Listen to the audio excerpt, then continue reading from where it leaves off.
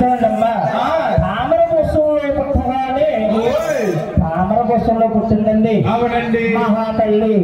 కత్తి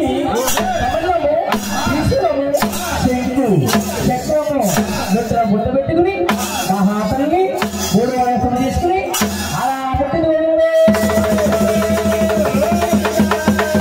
అలా పుట్టగానే మహాతల్లి ఎలా ఉందయ్యా